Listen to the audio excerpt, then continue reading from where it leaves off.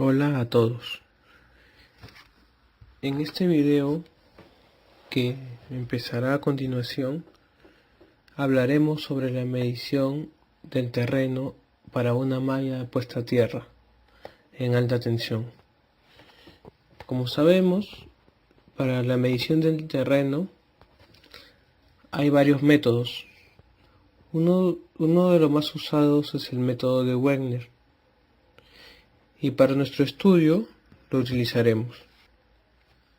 El principio básico de este método es la inyección de una corriente directa o de baja frecuencia a través de la tierra entre dos electrodos, mientras que el potencial que aparece se mide entre dos electrodos. Los electrodos están aterrados en línea recta, con una distancia de separación A, que es igual para cada electrodo. Y con esto podemos hallar la resistencia aparente del terreno y la resistividad. En la figura se muestra esquemáticamente la posición de los electrodos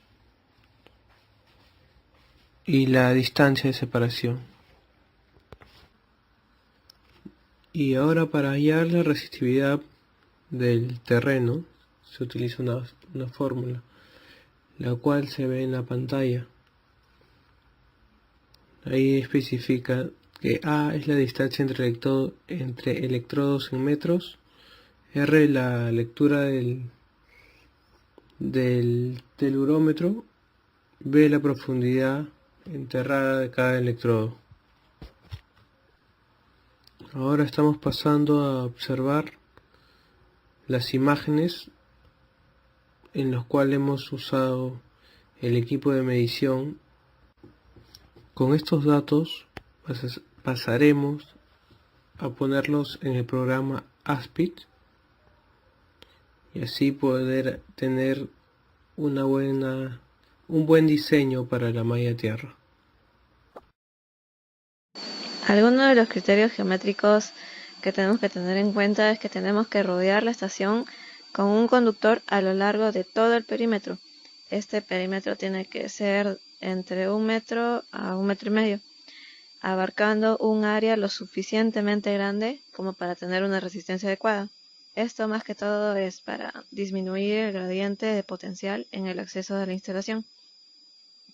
Y con respecto a los electrodos, esos tienen que ser de cobre electrolítico desnudo y tienen que estar clavados a una profundidad de 0.5 a 1.5 metros y con una separación de entre 3 y 7 metros. Todos los cruces entre conductores, así como las uniones entre conductores y jabalinas, tienen que estar realizados con soldadura exotérmica para así asegurar un adecuado gradiente de potencial producido durante la ocurrencia de una falta a tierra. Y luego de que tenemos nuestra malla tierra enterrada, tenemos que cubrir el terreno con una capa de piedra partida de entre 10, 15 o 20 centímetros de espesor, si se tratara de una estación exterior. En el caso de que se trate de una estación interior, tenemos que enterrarla con losa de hormigón entre un espesor de 10 y 15 centímetros, pero tiene que presentar una resistencia similar a la de la piedra partida, que es de 2500 ohmios por metro. Acá tenemos una tabla con algunos valores de resistencia de puesta a tierra. En nuestro caso sería el de subestaciones de media tensión de uso interior, que nuestro valor máximo de resistencia de puesta a tierra sería de 2 ohmios. Algunos de los requisitos mínimos del sistema de puesta a tierra es que el valor de la resistencia debe tener un adecuado valor para cada tipo de instalación, así como vimos anteriormente en la anterior tabla. La variación de resistencia debe ser mínima a cambios ambientales.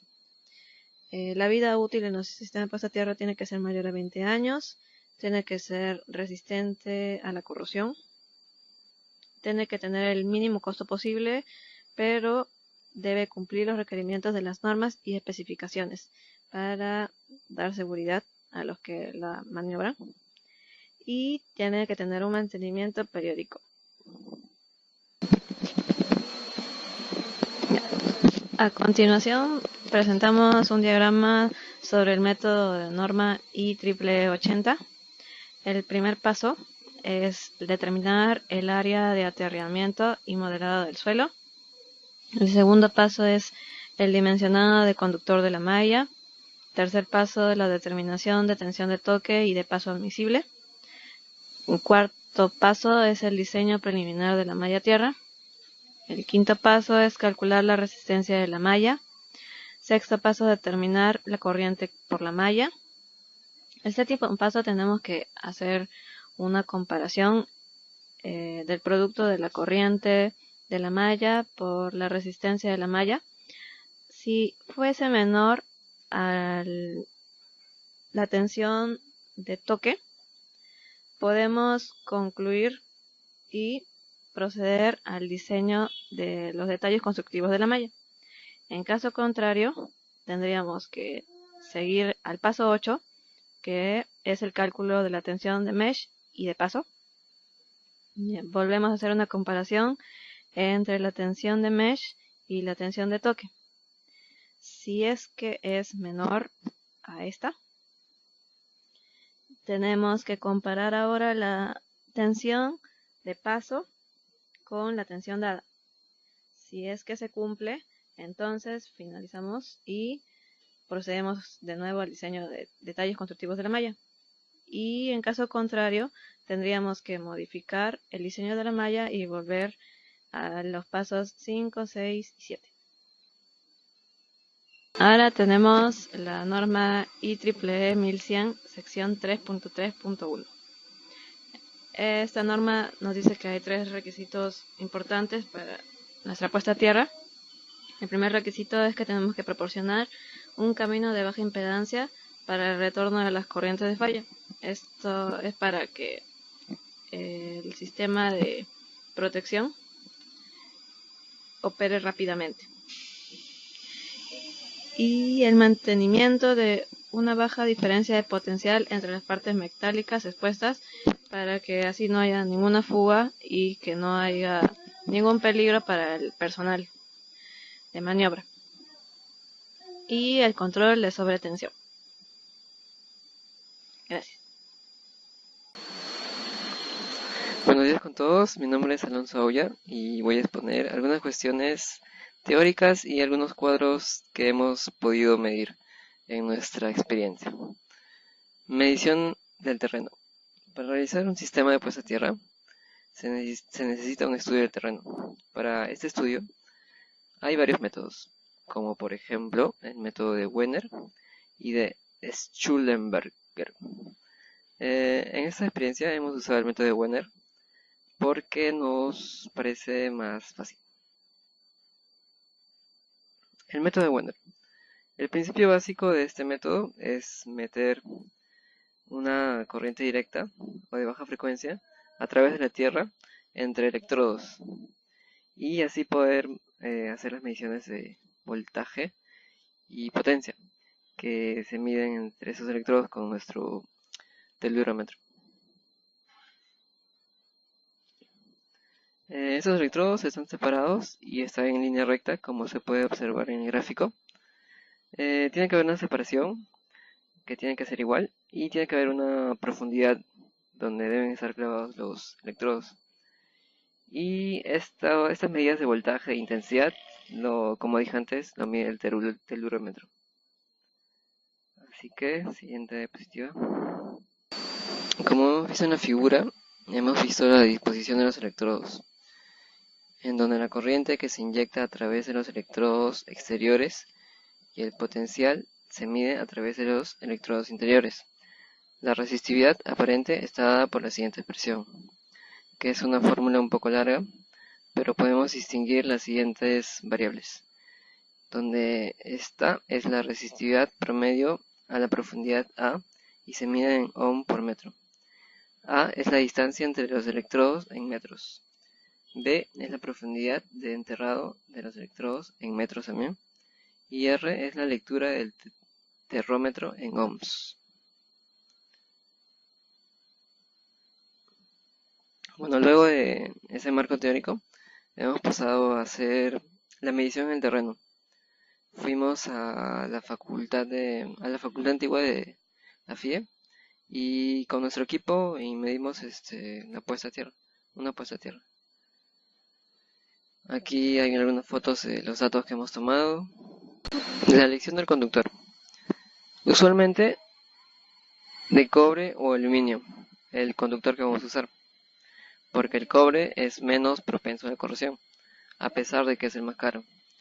Para hallar la dimensión del conductor, también hay una pequeña fórmula donde intervienen la intensidad y algunas variables. Para nuestro caso, vamos a usar un conductor de 50 milímetros cuadrados, que podrá soportar las corrientes de falla y los esfuerzos mecánicos, tales como las grúas o los camiones. Y aquí vemos un gráfico donde graficamos el método de Wenner con el telurómetro y las 4 varillas que vamos a introducir en el terreno.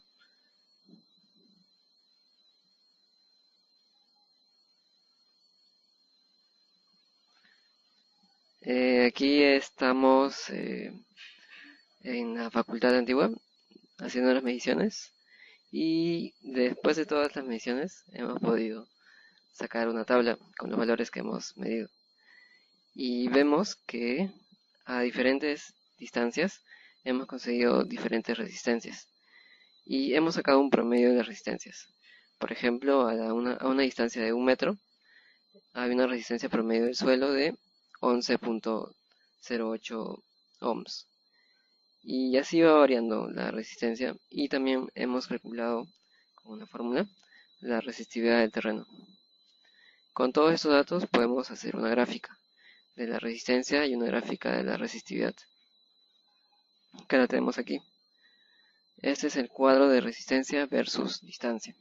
Es el cuadro de la resistencia.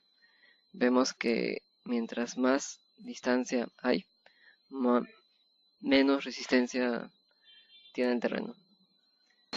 Y para el caso del cuadro de resistividad versus distancia, vemos que la curva es un poco deformada.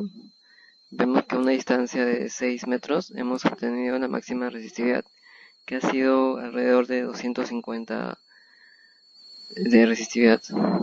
Y bueno, eso fue el cálculo que hemos hecho. Y esos serían los valores que hemos obtenido. Gracias. Buenas con todos, quien les habla es Yorma Adrián Cermeño Torres y en esta oportunidad voy a hablarles sobre lo que es las tensiones de paso y de contacto. Estas dos tensiones es muy importante saber y conocerlos para posteriormente armar el diseño de una malla tierra. Comenzaremos hablando lo que es la tensión de paso. Bueno, la tensión de paso es más que nada la diferencia de potencial que podría experimentar una persona entre sus pies con separación de 1 metro cuando se presenta una corriente de falla en una estructura cerca puesta a tierra, pero no se tiene contacto con ella. Como pueden observar en la imagen, cuando hay una corriente fallida y esté puesta a tierra, generará una diferencia de potenciales de alrededor de un radio de 10 a 15 metros aproximadamente. Y si una persona separa sus pies, generará una corriente generará una diferencia de potencial entre ambos pies y por ende generará una corriente en la persona. Bueno, para hacer la medición de esta tensión de paso se realizan 2 puntos en el terreno situados a una distancia de 1 metro entre pesas de 25 kilogramos que simularían los pies, y la tensión entre esos puntos se mide por medio de un voltímetro con una resistencia interna de 1 kiloohmio. Entonces tendríamos, para calcular esta tensión, esta fórmula que vemos en la pantalla, en el cual tenemos lo que es la tensión de paso permisible en voltios, que vendría a ser EP, la resistividad de la superficie del terreno y la duración máxima en fallas en segundo. Entonces esa sería la ecuación para hallar la tensión de paso. Tensión de contacto. Bueno, la tensión de contacto es la diferencia de potencial que podría experimentar una persona a través de su cuerpo cuando se presenta una corriente de falla, ya sea una subestación, una torre de alta tensión, etc. Y al mismo tiempo tiene una mano o parte de su cuerpo en contacto con una estructura puesta a tierra. Para realizar la medición de la tensión de contacto, igualmente, ¿no?, se realiza una conexión, una parte metálica conectada a tierra y el terreno. La tensión entre los puntos se va a medir igualmente por un voltímetro con una resistencia interna de 1 kiloohmio, que simularía la resistencia del cuerpo. La fórmula para hallar la tensión de contacto sería la siguiente, la cual es la tensión de contacto permisible en voltios, y bueno, tenemos ahí la resistividad de la superficie del terreno y la duración máxima de falla en segundos, ¿no? Entonces esa sería la fórmula para poder hallar esta tensión. Ahora, estas tensiones de paso y de contacto tienen que estar regidas para el diseño a malla según los valores, según la norma de la IEE 80-2000. Esta norma nos indica cuánto tienen que ser estos valores de tensiones para poder hacer el respectivo diseño de la malla tierra. Bueno, mi nombre es César Jesús Valquevilca. En esta oportunidad me tocó exponer sobre todo lo que vamos a requerir para trabajar en lo que es los datos que nos pide nuestro programa Aspix, el cual ya lo tengo iniciado, y vamos a proceder. En este caso vamos a considerar por inspección visual, también se calcula por aproximaciones, donde la resistividad de nuestra capa 1 se va a tomar como 400 y la resistividad de nuestra capa 2 se va a tomar como 100 ohmios. Nuestro A entre H viene a ser el espaciamiento vamos a calcular nuestra curva de Sunde, ¿no?, donde se ubica acá previamente. La resistividad, en este caso 2 de 210, va considerado un 8.3. Esto va a ir acá y de acá se va a determinar lo que es nuestra altura de nuestra primera capa, nuestra profundidad, que sería 4.61 metros. Nuestro diseño de malla, donde nuestra resistividad nos va a salir lo que es 145.6 ohmios. Bueno, respecto a lo que son ecuaciones de Schwarz para terreno de dos capas, tenemos que estas ecuaciones nos van a permitir conocer lo que es la resistencia de nuestra puesta a tierra. Y en este caso se dice que es deseable enterrar nuestras barrillas a tierras profundas, ¿no?, con el fin de alcanzar lo que son suelos con menor resistividad. En este caso tenemos los datos que vamos a utilizar para calcular nuestras ecuaciones de Schwarz. Vamos a considerar, acá lo que tenemos por ejemplo es nuestra malla, ¿no? Tenemos la longitud. Una vez que tenemos todos los datos, lo que hacemos es reemplazar en las ecuaciones de Schwarz. Como tenemos acá, tenemos la longitud X, longitud y vamos a calcular los valores de K1, ¿no?, en las fórmulas dadas, y vamos a calcular el K1 vale 1.133 y K2 4.813. Y bueno, así vamos a calcular lo que son la resistencia 1, la resistencia 2 y la resistencia mutua. Entonces vamos a ver, al final, reemplazando estos valores, tenemos que nuestra resistencia de puesta a tierra nos va a salir 0.922 ohmios. Bueno, después vamos a proceder a lo que es calcular nuestra corriente máxima. Esta corriente máxima es también lo que nos va a pedir, lo que queremos conseguir, ya que es la que nos pide nuestro programa de Aspix, ¿no? Tenemos lo que es nuestro cuadros aproximados, de equivalencias aproximadas que digan, de cables de guarda, líneas de transmisión y neutros de distribución alimentadores, donde la que se va a utilizar es el 0.27 más 0 más J 0.165. Bueno, después procedemos a calcular lo que es nuestro factor de división de corriente, ¿no?, donde se va a reemplazar las se van a reemplazar los datos conseguidos en esta tierra, factor de división de corriente 0.27. Y después, para calcular lo que es nuestro decremento, se va a considerar algunos datos extras, ¿no? Lo que son, en nuestra subestación se va a considerar tanto para la línea 1 y línea 2, cada uno con sus zetas respectivos, donde se va a calcular un Z1,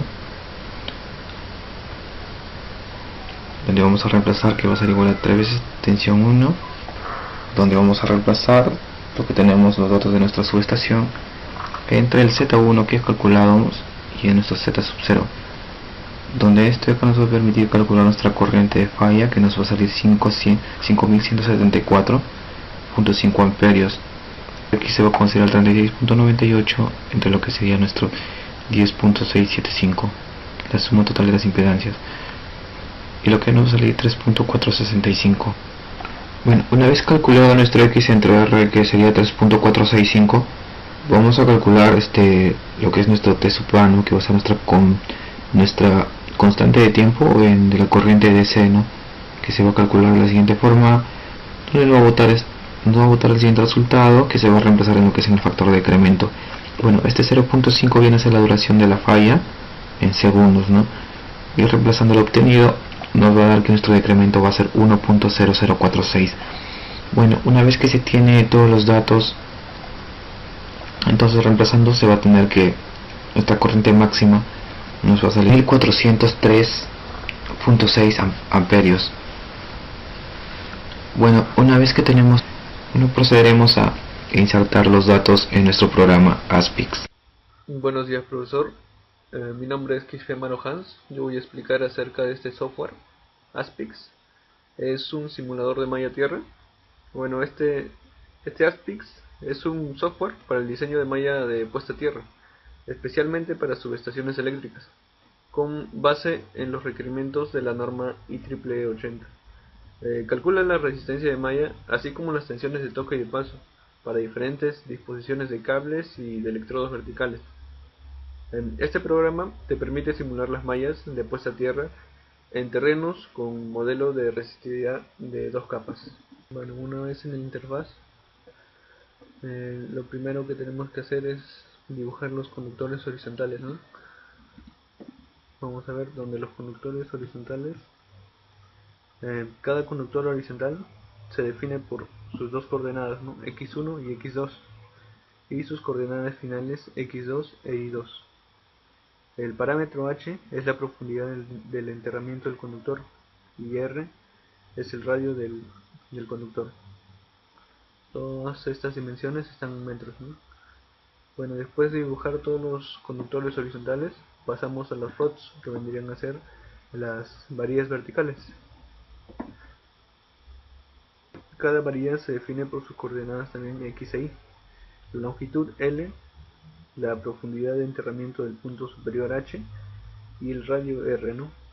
Todas estas dimensiones también están en metros. Para esta malla utilizamos 38 varillas, que vendrían a estar representadas por los puntos en verde. Estas son las varillas verticales, y las horizontales vendrían a ser todo lo que está en rojo, ¿no? Chat área, ¿qué vendría a ser esta parte? Vendría a ser el área a analizar, ¿no? Pero nosotros queremos analizar toda la malla, entonces encerramos todo el área de la malla, de 0,84 en el eje X y de 0 a 63 en el eje Y, ¿no? Encerramos toda la malla para analizar toda la malla. Otra forma de analizar esta malla es mediante perfiles. Podemos ingresar perfiles, por ejemplo, si analizamos todo el eje X, tendríamos que vendría a ser un perfil, o tal vez todo el eje Y.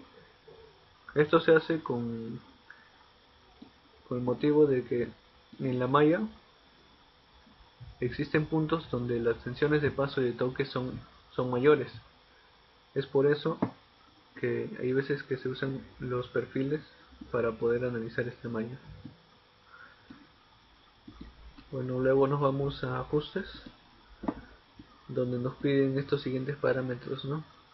como son la resistividad en la capa superior del terreno, la resistividad en la capa inferior del terreno, el espesor de la capa superior del terreno, la resistividad en la capa del material superficial, el espesor de la capa del material superficial.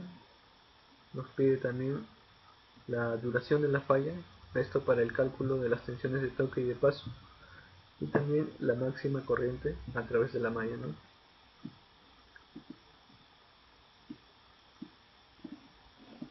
Bueno, una vez introducidos estos parámetros, vamos a empezar a simular el programa.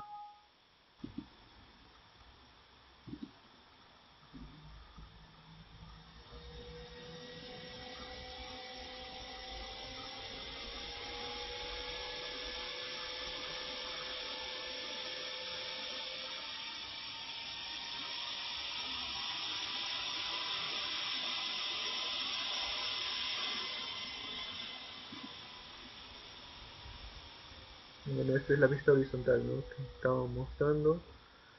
Ahora vamos a ver una vista en 3D de la malla. Como vemos, las varillas horizontales y las varillas verticales, ¿no? Bueno, el programa nos simula estas gráficas en 3D de las tensiones de toque y de paso, tensión de toque y la tensión de paso, así como también unas gráficas en 2D de estas tensiones de toque y de paso. Bueno, vamos a ver los resultados de esa simulación. Los resultados nos botan estos siguientes parámetros, que vendrían a ser la resistencia de la malla tierra, el GRP, que vendría a ser la elevación de potencial con respecto a tierra, la corriente en la malla,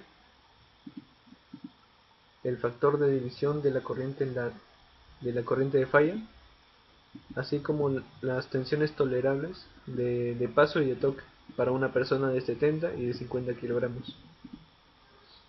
También nos botan las tensiones de toque y de paso, como también la longitud total de los conductores, ¿no?, y el número total de varillas verticales, que en este caso vendrían a ser 38.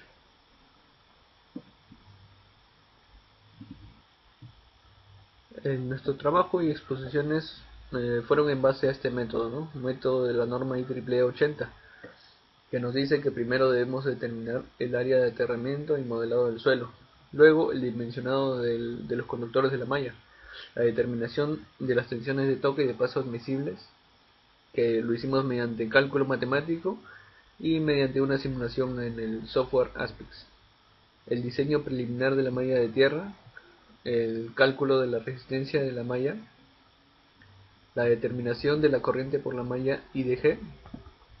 Y ahora, en el caso de que la magnitud del GRP, este GRP vendría a ser la elevación del potencial con respecto a tierra. En caso de que este GRP sea mayor al de potencial de toque admisible, se procede a evaluar las tensiones máximas sobre el reticulado EDM y la tensión de paso EDS, que aparece en la malla durante el defecto. En el caso de cumplirse estas condiciones, el diseño se considera aceptable y es posible pasar a la siguiente etapa de diseño, ¿no?, como son los detalles constructivos. En caso de que no se cumplan estas condiciones, pues tendría que modificarse el diseño de la malla para luego seguir con las siguientes condiciones de este método de norma IEEE 80. Eso sería todo. Gracias.